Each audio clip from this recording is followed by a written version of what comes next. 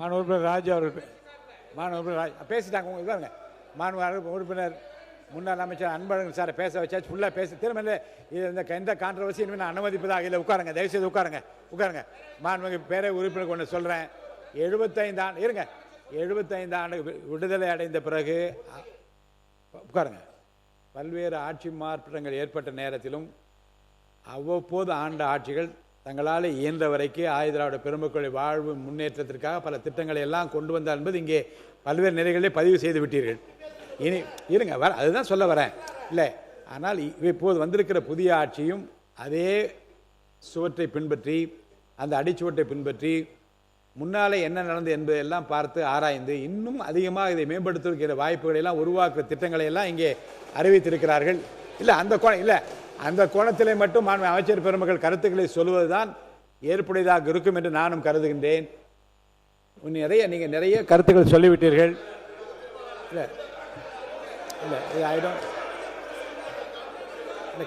நீங்க பேச போறீங்களா? ஒரு கருத்தை மட்டும் அவர் சொல்லட்டும், அதுக்கப்புறம் கோவை செடியன் அவர்கள் பேச அனுமதிக்கிறேன். பேரவைத் தலைவர் அவர்களே, இல்ல இந்த பிரச்சனை குறித்து முடிக்கிறதா யாருடைய இல்ல இங்கே சொல்லப்படுகிற கருத்துக்கள் வெளியிலே சமூகத்தில் எந்த விதமான பிரச்சனை ஏற்படாமல் பேச வேண்டிய பொறுப்பு நமக்கு இருக்கிறது. அதுதான் நான் சொல்றேன். அந்த வகையில அந்த வகையில் இதை நிறைவு செய்ய வேண்டும் என்று நான் விரும்புகிறேன். அந்த வகையில் நிறைவு செய்ய வேண்டும் என்று உங்களை நான் கேட்டுக்கொள்கிறேன். அடுத்து உங்களுக்கு கொடுக்குறேன், பேசி முடிச்சேன். உங்களுக்கு தான், நீங்கள் தான் கடைசி. இது குறித்து நீங்கள் கடைசியில் பேசுவீங்க. இது குறித்து கடைசியாக கோவை சேர்ந்தவர்கள் நீங்கள் முடிச்சு வைக்கிற மாதிரி நான் பண்ணுறேன். உட்காருங்க, உட்காருங்க. நீங்கள் ஆசிரியர், நீங்கள் யாருக்கு ரெக்கமெண்ட் பண்ண வேணாம். உட்காருங்க, நீங்கள் பேசுங்க. உட்காருங்க. பேரவைத் தலைவர்களே, எதிர்க்கட்சி தலைவருக்கு நன்றி. அவர் ஒரு குறிப்பை சொன்னார், நாங்கள் சிலைகளை அமைத்தோம் அப்படின்னு. நான் ஒரே ஒரு கேள்வி கேட்குறேன் அவரை பார்த்து. கேள்வி கேட்கக்கூடாது. என்ன கேட்கிறேன்னு பஸ் சொல்லுவேன். ஒரு பதிவு, எனக்கு ஒரு பதிவு வேண்டும். என்ன? சரி, கேள்வி கேட்கக்கூடாது. ஓகே, எதிர்க்கட்சி தலைவர் பார்த்து கேள்வி கேட்கக்கூடாதா? சரி, கேள்வி கேட்கல. சரி, ஒரு பதிவு பண்றேன். சரி, நான் ஒரு பதிவு பண்றேன். இங்க இருக்கவங்களை ஒரு பதிவு பண்றேன். என் பதிவு என்னன்னு கேட்டுக்க சொல்லுங்க. நான் ஒன்னும் அவைக்கு வந்து தப்பா பேசல. நான் என்னோட கேள்வியை வாபஸ் வாங்கிடுறேன். என்னோட பதிவு பண்றேன். ஓகேங்களா? என்ன பதிவுனா, சமூக நீதி பேசக்கூடிய திராவிட முன்னேற்ற கழகம் அந்த காலத்துல அதிகாரம் கூட கிடையாது. பெரியார் அவர்களும் அண்ணா அவர்களும் இங்க கேஸ்ட் ரிசர்வேஷன் பிரச்சனை வரும் பொழுது மிகப்பெரிய போராட்டத்தை ஏற்படுத்து அரசியலமைப்பில் முதல் அமெண்ட்மெண்ட்டை கொண்டு வந்தாங்க. ஓகேங்களா? ஆனால் நான் என்ன பதிவு பண்றேன்னா, போன ஆட்சியில் சமூக நீதி பேசக்கூடிய திமுக சாதிவாதி கணக்கெடுப்பை பத்தி பேசவே கிடையாது. அது ஒன்றிய அரசு தான் செய்யணும். ஆனால் Telangana government, west Bengal government, பீகார்ல 3 மாசத்துல சாதிவாரி கணக்கெடுப்பு நடத்தி சோசியல் எக்கனாமிக்கல் ஸ்டேட்டஸ் அதை கொண்டு வந்து நடைமுறைப்படுத்தினாங்க. ஏன் கர்நாடகால முன்னாள் முதலமைச்சர் சீதாராமையா கொண்டு வந்தார் அதை. ஆனால் இங்க இருக்கக்கூடிய சமூக நீதி பேசிய திமுக சாதி வாரி கணக்கெடுப்பை ஃபைல தூக்கி எங்கேயோ போட்டுட்டாங்க. எங்களுடைய முதலமைச்சர், எங்க அரசு தான் சமூக நீதி கணக்கெடுப்பை இன்னைக்கு வந்து டிக்ளேர் பண்ணிக்கிறத பதிவு பண்றோம். ஏன் அவங்க நடத்தலன்னு சொல்லுங்க. ஒன்றிய அரசு, சென்ட்ரல் கவர்மெண்ட், பிஜேபின்னு சொல்லி தப்பிக்க கூடாது. ஏனால் மாநில அரசுக்கு உரிமை இருக்கு. சாதி வாரி கணக்கெடுப்பு நடத்துறதுக்கு மாநில அரசுக்கு உரிமை இருக்கு. கோவை சரி, நான் அனுமதிக்கிறேன். நீங்க முடிச்சு வைங்க. இதுக்கு மேல உட்காருங்க. மாண்புமிகு பேரவைத் தலைவர் அவர்களே, நீங்க வந்து பேசி இதை நிறைவு செய்யுங்க. மேற்கொண்டு இந்த பிரச்சனைக்கு வந்து முற்றுப்புள்ளி வைப்போம். ராஜு பேசணும், இன்னும் 12 உறுப்பினர்கள் பேச வேண்டும். முடிங்க. மாண்புமிகு பேரவைத் தலைவர் அவர்களே, ஆதிதிராவிடர் மற்றும் பிற்படுத்தப்பட்ட தாழ்த்தப்பட்ட மக்களுடைய நல்வாழ்வு குறித்து சமூக நீதித்துறை சார்பில் இன்றைக்கு விவாதம் நடந்து கொண்டிருக்கிறது. அமைச்சர் பெருமக்களிலிருந்து புள்ளி விவரங்களையும் சற்று கோபதாபமான செய்தியும் ஒன்றுமே செய்யவில்லை திராவிடம் என்பதை பேசுகிறார்கள். நான் முடித்து வைக்க தான் வரேன். ஆனால் எதிர்க்கட்சி என்பது கேள்விகளை கேட்பார்கள், கோரிக்கைகளை வைப்பார்கள், செய்யுங்கள் ப்ளீஸ் சார், ப்ளீஸ் சார், கொஞ்சம் இருங்கள். அப்புறம் கட்டுப்பாடா இருக்கிறாங்க, அப்புறம் கட்டுப்பாடா இருக்கிறாங்க. யாரப்ப அப்படி இல்ல சார், ஒத்துழைப்பு. எதிர்க்கட்சி உறுப்பினர்கள் வெறும் கரண்டியோடு வருவதற்கு சமம். அண்ணா சொன்ன மேற்கோள், எதிர்க்கட்சி உறுப்பினர்கள் வெறும் கரண்டியோடு வருவதற்கு சமம்.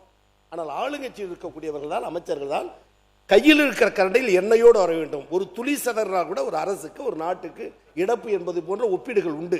இந்நிலையில் மரியாதைக்குரிய பொதுப்பணித்துறை அமைச்சர் அவர்கள் என்ன செய்து விட்டீர்கள் என்றார்.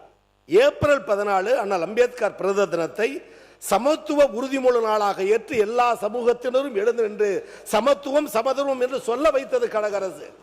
அது மாத்திரமல்ல, மாண்புமிகு சமூக நீதித்துறை அமைச்சர் நாங்கள் என்னமோ பொது தொகையில் நிறுத்துவதற்கு வலிந்து சொன்னதை போலவும், இவர்கள் என்னமோ தலித்தெழுமலை ஐயா அவர்கள் நிறுத்தியதை வலிந்து சொன்னதை போலவும் ஒரு பிரச்சாரத்தை, ஒரு பொய்யான கட்டமைப்பை காட்டுகிறார்.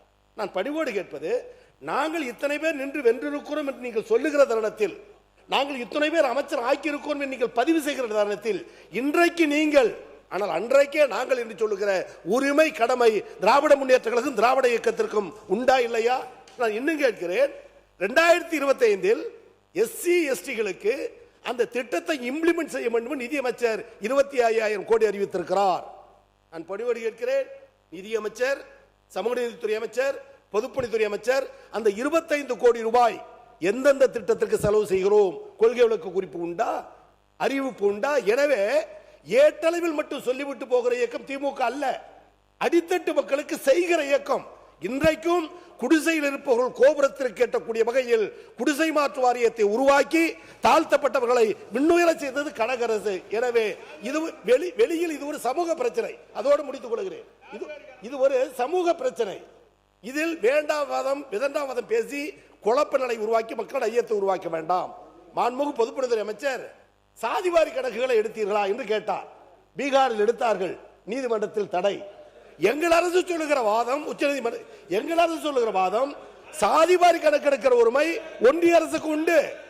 எனவே இந்த திட்டத்தின் அடிப்படையில் தான் கழக அரசு மேற்கொண்டதே தவிர சாதிவாரி கணக்கு எடுக்க வேண்டும் எடுக்கக்கூடாது என்பதில் எந்த நிலையானதும் அல்ல.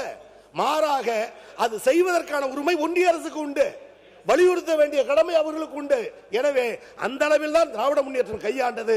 என்றைக்கு தாழ்த்தப்பட்ட மக்களுக்கு அரண் திராவிட முன்னேற்ற கழகம், அதன் தலைவர் கலைஞரும் எங்கள் அண்ணன் தளபதி என்பதை பதிவு செய்கிறேன். நன்றி. மாண்பு உறுப்பினர் ராஜா அவர் தொடர்ந்து நீங்க பேசலாம். போதும், இது அதை முற்றுப்புள்ளி வைத்து அவர் பேசுவான்னு சொல்லி முற்றுப்புள்ளி இதுக்கு மேல கிடையாது. மாண்பு உறுப்பினர் ராஜா அவர்கள், மாண்பு உறுப்பினர் ராஜா பேசுங்க. மாண்பு உறுப்பினர் ராஜா, மாண்பு உறுப்பினர் ராஜா அவர்கள், மாண்பு உறுப்பினர் ராஜா போதும், உட்காருங்க.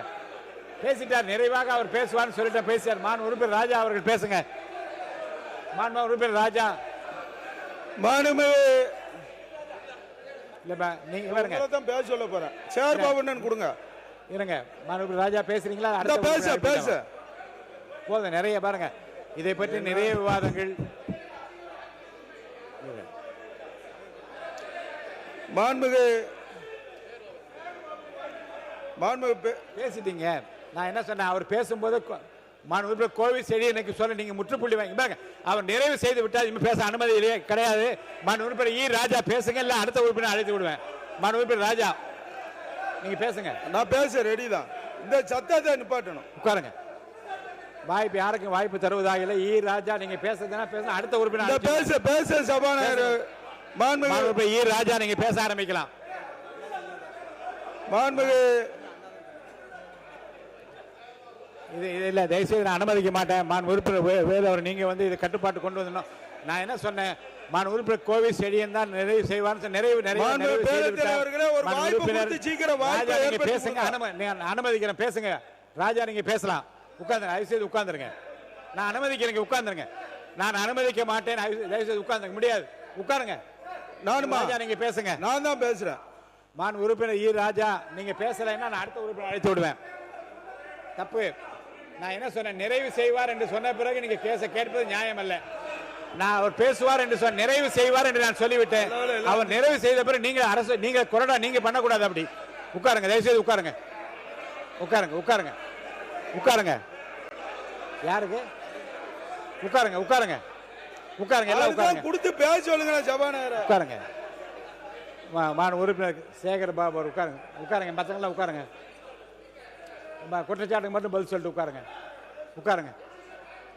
நிறைய வாய்ப்பு மாண்புமிகு கொடுத்துருங்க. பேரவைத் நிறைய தலைவர் வாய்ப்பு அவர்களே. கொடுத்துருங்க. உட்காருங்க. அவர் உங்களுக்கு சார்பாக தான் அன்பழகன் சார் பேசிட்டார்ல. மாண்புமிகு பேரவைத் தலைவர் அவர்களே, பொதுப்பணித்துறை அமைச்சர் உள்நோக்கம் கற்பிக்கின்ற வகையில் இந்த அனைத்து ஜாதி ரட்சணா வழக்கு நீதிமன்றத்தை குறித்து அவர் ஒரு கருத்தை சொன்னார். உண்மையில் சொல்லுகிறோம், மனசாட்சியோடு வருத்தப்பட்டு சொல்லுகிறோம். இந்த வழக்கை பொறுத்தளவில் மதத்தால், இனத்தால், மொழியால் மக்களை பிளவுபடுத்துகின்ற சக்திகள் தான் உச்ச நீதிமன்றத்தில் தடைபெற சென்றதே தவிர, திராவிட இயக்க கொள்கையில் திராவிட இயக்க சித்தாந்தத்தை கொண்ட நாங்கள் அதை முழுமையாக எதிர்த்தோம். அதோடு மட்டுமல்ல, திருப்பரங்குன்றத்தை அயோத்தியாக்குவோம் என்ற பிரச்சனை வருகின்ற பொழுது ஆட்சி பெரிதா அல்லது தீர்ப்பு பெரிதா என்ற போது வழக்காடு மன்றத்தில் இருக்கு. அதை பற்றி எல்லாம் பேச வேண்டாம். உட்காருங்க. பேசலாம். உறுப்பினர் ராஜா, நீங்க தொடர்ந்து பேசணும். மாண்புமிகு பேரவைத் தலைவர் அவர்களே, தமிழ்நாட்டை ஒப்பிடும்போது இந்தியாவோடு ஒப்பிட வேண்டும். அதை விட்டுட்டு இல்ல, குறுக்கீடு இல்லாம 13 நிமிஷம் பேசியிருக்கீங்க. தொடர்ந்து பேசி முடிங்க சீக்கிரமா. என் உரிமையை நான் மீட்கிறதுக்கே இங்க போராட வேண்டியது இருக்கு. இல்ல 13. சபாநாயகர் அவர்களே, பொதுப்பணித்துறை அமைச்சர் அவர்கள் பட்டியலிட்டார். ஆனால் ஒன்றிய அரசாங்கத்தோடு அவர் பட்டியலிட வேண்டும். இந்த தமிழ்நாடு, இந்த திராவிட அரசு ஆளும்போது எந்த அளவிற்கு வளர்ச்சி அடைந்திருக்கிறது, எவ்வளவு பேர் பயன்பெற்றிருக்கிறார்கள் என்று. பிளே ஸ்டோர் மற்றும் ஆப் ஸ்டோரில் இருந்து பாலிமர் செயலியை QR கோடு மூலம் பதிவிறக்கம் செய்யுங்கள். செய்திகளை உடனுக்குடன் பெறுங்கள்.